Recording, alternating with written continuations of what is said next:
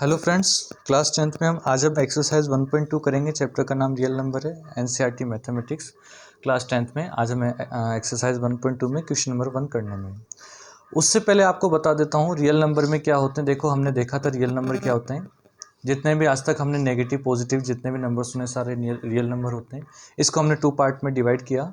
पहला होता है रेशनल नंबर और दूसरा होता है इरेशनल नंबर। रेशनल नंबर क्या होते हैं, हिंदी में इसको परिमेय संख्या बोलते हैं और इसको अपरिमेय संख्या बोलते हैं। रेशनल नंबर क्या होते हैं, जिससे अपन p अपॉन क्यू की फॉर्म में रिप्रेजेंट कर सकते हैं। एग्जाम्पल 2/3, 5/6 या 2/1। ये सारे क्या है, रेशनल नंबर है। जबकि रेशनल नंबर क्या होते हैं, जिसको अपन p अपॉन क्यू की फॉर्म में रिप्रेजेंट नहीं कर सकते। फॉर एग्जाम्पल अगर मैं आपसे बात करूँ, जैसे पाई हो गया, या फिर 3.1432143 अप टू सोन, ये चलता जा रहा है, एंड नहीं हो रहा है। या फिर और से बहुत से हमारे पास में, जैसे अंडर रूट में 3 हो गया, अंडर रूट में पाई हो गया, अंडर रूट में 5 हो गया। ये सारे एग्जाम्पल अप टू सोन, ये सारे क्या कहलाते हैं, हमारे पास में इरेशनल नंबर कहलाते हैं। तो आज हम जो एक्सरसाइज 1.2 में जो बात कर रहे हैं वो हम करेंगे इरेशनल नंबर में। जैसे अंडर रूट 3, अंडर रूट 5, इनको हम इरेशनल नंबर कहते हैं। तो ऐसा हमें बताना है कि क्यों कहते हैं, ये हमें प्रूफ करना है। तो चलिए फर्स्ट क्वेश्चन की तरफ चलते हैं हम। फर्स्ट क्वेश्चन हमारे पास में हमें प्रूफ करना है। क्या प्रूफ करना है जी, कि रूट 5 क्या है, इरेशनल नंबर है। क्वेश्चन हमारे पास में गिवन है, proof that root 5 is an irrational number. तो ध्यान से देख लेना, सारे क्वेश्चन इसी पैटर्न पे होंगे। हमें बस एक पैटर्न को अच्छे से फॉलो करना है और उसके बाद में हमारे सारे क्वेश्चन क्या हो जाएंगे, इजी वे में हो जाएंगे। तो देखते हैं, फर्स्ट क्वेश्चन हमारे पास में रूट 5 को हमें प्रूफ करना है, इरेशनल है। तो सबसे पहले हम इसका अपोजिट लेके चलेंगे, लेट। हमने माना कि रूट 5 क्या है, इज ए रेशनल नंबर। क्या मान लिया हमने, कि रूट 5 क्या है, हमारे पास में रेशनल नंबर है। अगर ये रेशनल नंबर है, इसका मतलब हम रूट 5 को क्या लिख सकते हैं, a अपॉन बी लिख सकते हैं। a अपॉन बी का मतलब है, यानी p अपॉन क्यू की फॉर्म में रिप्रेजेंट कर सकते हैं। अगर हम इसे रिप्रेजेंट कर सकते हैं, अगर मैं इसको इधर ले जाता हूँ, यानी रूट 5 डिवाइड वाला भी इधर कहाँ चला जाएगा, मल्टीप्लाई में, इज इक्वल क्या आ गया, a आ गया।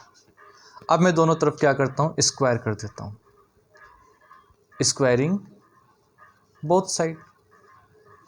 अगर मैं दोनों तरफ क्या कर देता हूँ, स्क्वायर कर देता हूँ, इसका मतलब है रूट 5 बी का क्या हो जाएगा, स्क्वायर हो जाएगा, इज इक्वल क्या हो जाएगा, ए का स्क्वायर। हम जानते हैं, क्या जानते हैं, अगर किसी भी रूट में कोई नंबर होता है, अगर हम उसका स्क्वायर करते हैं तो वही नंबर आता है, यानी 5 आ जाएगा। बी का स्क्वायर क्या हो जाएगा, बी स्क्वायर, इज इक्वल ए का स्क्वायर क्या हो जाएगा, ए स्क्वायर। यहाँ पे बी के 5 क्या है, रिलेशन क्या है, मल्टीप्लाई में। अगर मैं इसको इधर डिवाइड में ले जाऊँ, इसका मतलब क्या हो जाएगा, बी स्क्वायर बराबर ए स्क्वायर अपॉन में 5, यही होगा। ये क्या रिप्रेजेंट कर रहा है हमारे को, ये शो कर रहा है, इट शोज दैट क्या शो करता है ये हमारे पास में, कि A square, that A square is divisible by 5। ये क्या शो कर रहा है, ए स्क्वायर किससे डिविजिबल है, 5 से। इट मीन्स, जिसका मतलब है ए इज आल्सो डिविजिबल बाय 5। इसका मतलब है ए भी किससे डिविजिबल होगा, 5 से डिविजिबल होगा। अगर मैं आपको कहूँ कि 6 का स्क्वायर किससे डिविजिबल है, 2 से डिविजिबल है, इसका मतलब क्या होता है, 6 भी किससे डिविजिबल होगा, 2 से डिविजिबल होगा। सिमिलरली यहाँ पे भी रिप्रेजेंट कर रहा है कि ए स्क्वायर अगर 5 से डिविजिबल है, यानी ए भी किससे डिविजिबल होगा, 5 से डिविजिबल होगा। अगर ए भी 5 से डिविजिबल होगा, तो आप जानते हो, अगर किसी भी हम डिजिट में अगर किसी दूसरी डिजिट का डिवाइड करते हैं, तो डिवाइड करने पे हमारे पास में कुछ ना कुछ रिजल्ट आता है। और अगर कंप्लीटली डिविजिबल है ए में 5 का, तो कुछ ना कुछ नया नंबर मैंने मान लिया, सी मान लिया। ठीक है, डिवाइड करने पे कुछ हमारे पास में नया नंबर आ रहा है, सी। अगर मैं 5 को इधर मल्टीप्लाई में भेज दूँ, तो ए बराबर क्या हो जाएगा, 5c। अगर मैं दोनों तरफ क्या कर देता हूँ, स्क्वायर कर दिया मैंने दोनों तरफ, यानी ए का स्क्वायर इज इक्वल 5c का भी क्या कर देता हूँ, मैं स्क्वायर कर देता हूँ।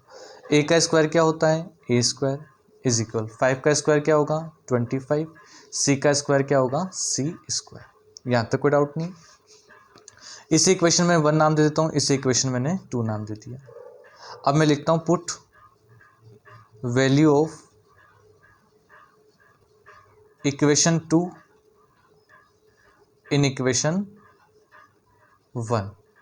क्या करता हूँ मैं, इक्वेशन 2 की वैल्यू को किस में रख देता हूँ, इक्वेशन 1 में पुट कर देता हूँ। तो इधर मैं कर लेता हूँ। कहाँ पे रखना है मुझे, ए स्क्वायर की जगह क्या रखना है 25c², यानी 5b² तो एज इट इज है 5b² is equal, A square की जगह मुझे क्या पुट करना है 25c², ये पुट करना है। अब देखो 5 से चला जाएगा, 5 1 जा 5, 5 5 जा 25, it means b² is equal क्या आ गया 5c²। अगर ये मल्टीप्लाई में इसको मैं इधर डिवाइड में भेज दूँ, यानी b² अपॉन में 5 इज इक्वल क्या आ गया c²। अब आप ध्यान से देखो यहाँ पे ये क्या शो कर रहा है हमारे पास में, b² किससे डिविजिबल है 5 से। अभी थोड़ी देर पहले हमने क्या देखा था, b² और 5 में क्या रिलेशन था, मल्टीप्लाई का, और यहाँ पे हम क्या बता रहे रिलेशन, डिवाइड का। तो ये क्या हो जाएगा हमारे पास में, एक ही बात दोनों जगह कैसे वैलिड हो सकती है। यहाँ पे आप बता रहे हो कि 5 और b में रिलेशन मल्टीप्लाई का, और यहाँ पे आप बता रहे हो 5 और b में रिलेशन क्या है, डिवाइड का है। तो एक ही बात दोनों जगह वैलिड नहीं हो सकती, जो हमारे पास में क्या हो जाएगा, कॉन्ट्राडिक्शन हो जाएगा, यानी रॉन्ग हो जाएगा, यानी विरोधाभास हो जाएगा।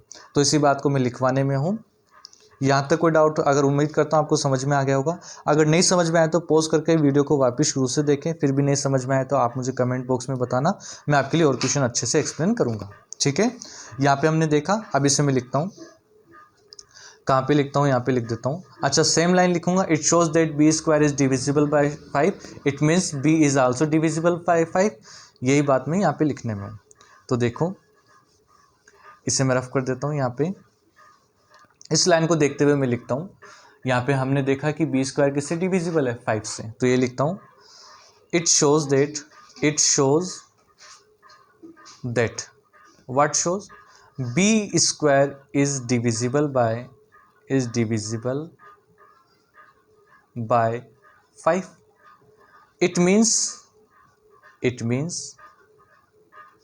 b is also divisible by 5।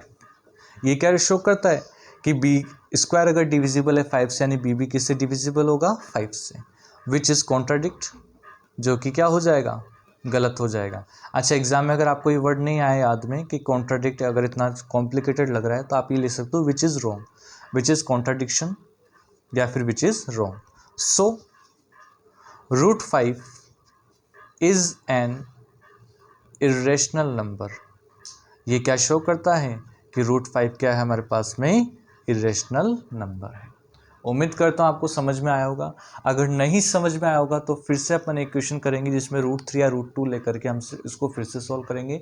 और अगर फिर भी नहीं समझ में आया तो फिर आप वीडियो को पॉज करके अच्छे से समझना, और मिलते हैं नेक्स्ट वीडियो में रिमेनिंग जो क्वेश्चन है उनके साथ में। ठीक है, जय हिंद।